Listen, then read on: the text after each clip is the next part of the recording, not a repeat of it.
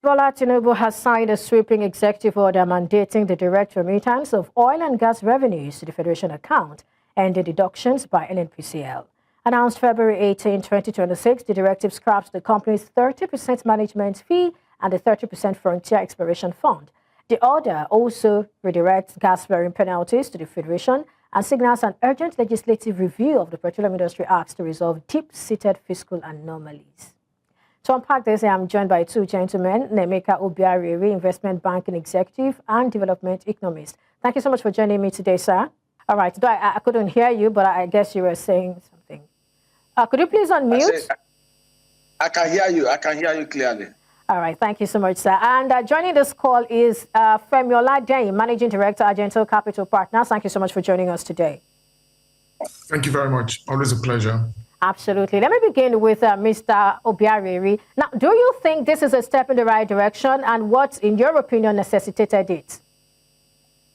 This is a step in the right direction, but too little to restructure and reform the NNPC and the oil and gas sector. Nigeria is not the only oil and gas producing country.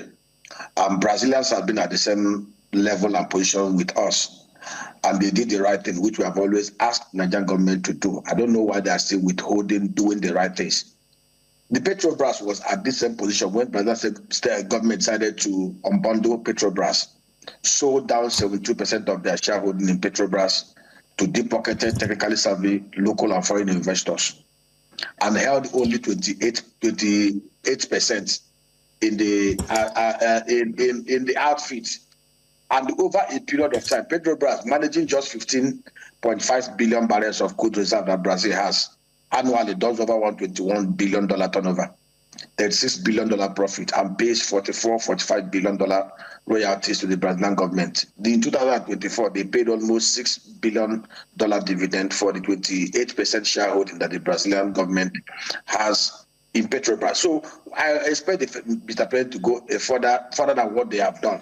They should unbundle NNPC, sell down, because NNPC is owned 100% by Ministry of Finance Incorporated and Ministry of Petroleum. I expect them to follow the route sell down 70% of the federal government holdings of in NNPC, sell it down to deep-pocketed private investors, 40% domestic investors, and 30% foreign investors. You will see what will happen. If they do this, NNPC will become more efficient than even Nigerian liquefied natural gas. We won't be having this issue of they are withholding 10%, they are withholding 30%. When you have deep-pocketed, technically savvy private sector investors driving the business, you will see NNPC asset size grow to $150, $170 billion. You will see NNPC begin to generate nothing less than $150 billion revenue. You will see our crude oil output go up to about 3.9 million barrels a day, just like the Brazilians. And you will see even the local refineries working. The truth is, as long as NNPC is still under the control of the Federal Minister of Finance and Federal Minister of Petroleum, it will continue to forget whatever executive order Mr. President has put in place. We know the right things to do and we should do it. Let us stop scratching the surface. We cannot keep on putting up a OPS and elixirs when we can provide the deep and lasting panacea to our problem. Thank you so much for your thoughts there. Mr. Oladehin, let's get your reaction to that. What are your thoughts?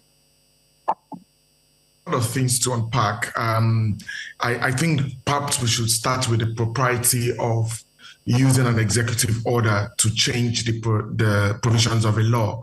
I think that in itself is something that should be tested in the courts to show whether what the president has actually done is the right thing or is the right process to take. The frustrations are obvious. The frustrations are obvious from average Nigerians in the sense that NNPC has never been fit for purpose. Perpetua, if you recall the conversations we had about the refinery and my promise that if that refinery ever really worked, I was going to eat my shirt on your show. I think we're 2 years into that promise, and we know exactly how that has ended.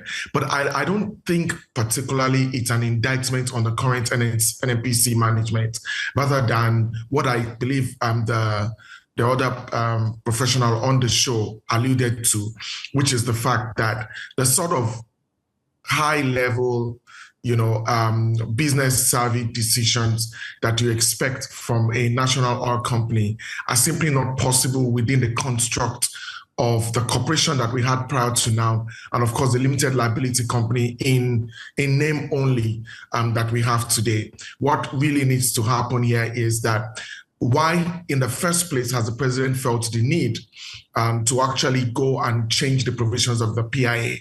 And I think that's the bigger question. And it appears that it's a function of revenue assurance. The president is saying that there is significant leakages that are happening within the current constructs of the NNPC. And because of those leakages, the Federation is suffering for it. So the easy analogy to give is that money that's meant for every Nigerian is simply being sequestered by one organization and under the control of a management team of probably not more than 10 people. That in itself is a structural problem that needs to be spoken to. So look, if you were to ask me a direct question, what do I think? I think that the president has tried to cure a cancer with, a trial drug, but that trial drug has not been approved by the regulatory authorities. So you can make your own decisions as to whether he has done the right thing and he has done it in the right way. All right, thank you so much. I will have to take a quick break now, and when we come back, we will continue with you. Thank you.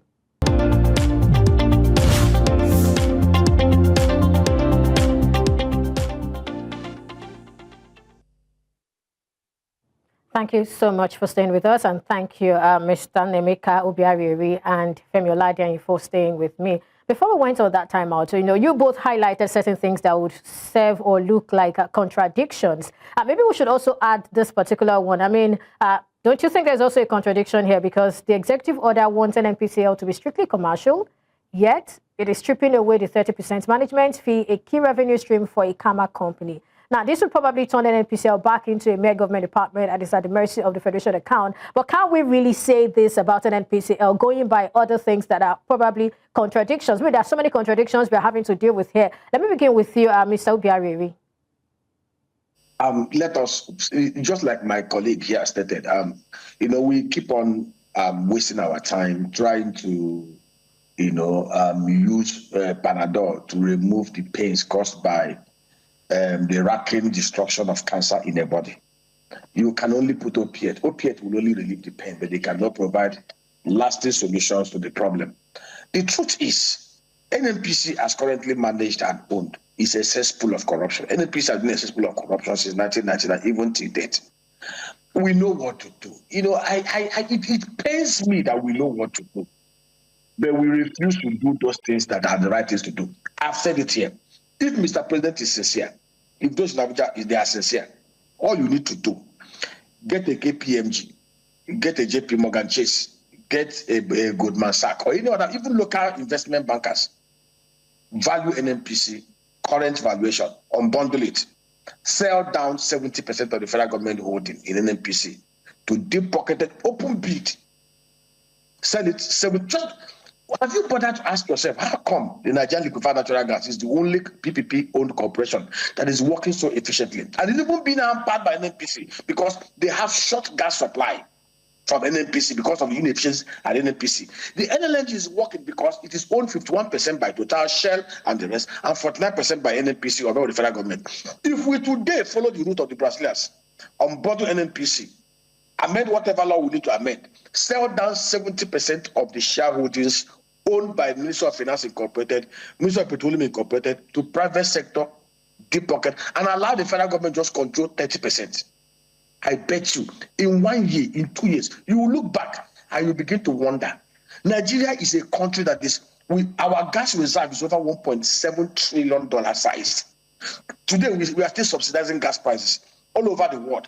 They've liberalized gas prices. If you want to incentivize people to invest in the oil in that sector, liberalize the market, make it market driven. All you can do is, if you want the prices to be low, give them tax break. Everybody play in that sector, zero tax. It will help them reduce prices locally and then make more money, export it.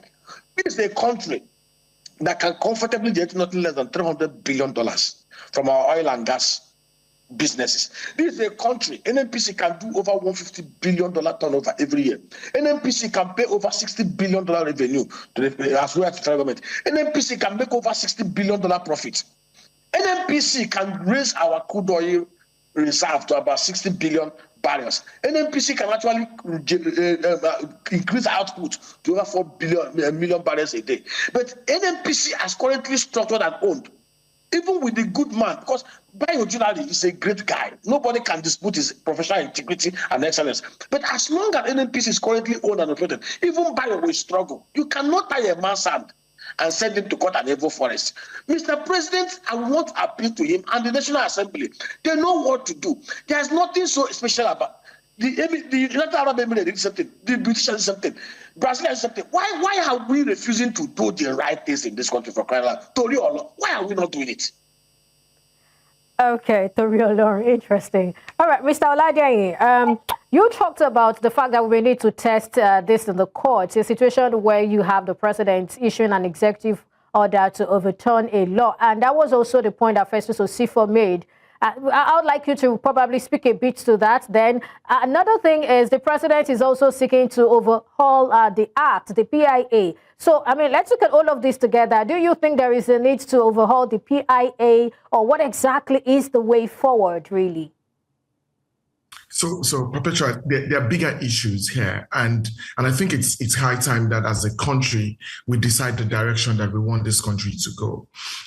The one thing that's clear is that the PIA that was passed under the Buhari government was a mixed mash of criminal and in some cases, what I would say, far-reaching positive. So it's a mixed match. You can't really say the PIA was a useless document because it achieved certain things, brought in some level of credibility to the regulatory structure, created some form of framework for continued investments in the country. However, the problem is that by the time the PIA was passed in 2020, 2021, the document that started 10 years or 12 years earlier had become obsolete and redundant. So we were solving a problem whose time had passed. And that's where, for me, the bigger issue is. I understand the president saying that, look, we need to look at the PIA once more and decide whether we like it or not, how we want it structured. You recall at some point last year, there were some rumors flying around with some version of a new PIA, which suggested that the NUPRC would become the managers of, for example, the government stake in crude fields. And we're saying that what then would be the job of the NNPC if all of the operations of the NNPC are transferred to the regulator. Again, another meaningless rhetoric that we all have to deal with. Here is the thing. Perpetua, I own a business, I run a business. Predictability is the most important thing for me as an investor. I want to be sure that policies are going to be implemented. I want to be sure that the environment is going to be clear, and then I can make my bets, and if I win, I win. If we keep having this endless rigmarole in my lifetime, 15 years to pass one law, and if it takes another 5 years to pass this amendment, then how do we make investment decisions? There's a reason why our production has been dropping methodically since 2005, 2015, 2016, simply because there was significant uncertainty as a result of the fiscal environment in which investors were going to be putting money. And the oil companies just refuse to invest. Now we have infrastructure that's dilapidated, that if people pump in 100,000 barrels of crude from a flow station, by the time it gets to the processing zone, you have less than 5,000 barrels of crude that gets there. So the inefficiencies and all of that has created an industry that doesn't have any investment, an industry that is struggling with current production, and of course an industry that means that it cannot meet the yearnings of the average Nigerian. So yes, it is okay for the president to seek an amendment. I still think that you can't use Band-Aid to cure cancer.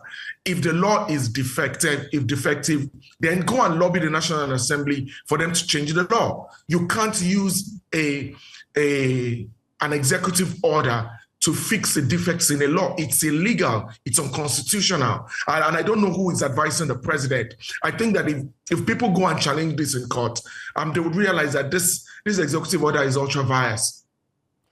Okay, let me come to you, Mr. Obiaraeri. I mean, some might actually see this impending overhaul simply as a reaction to some fiscal, the current fiscal crisis where the government can probably no longer afford the independence it's given NPCL. But what are your own thoughts? And moving forward, what do you think should be done?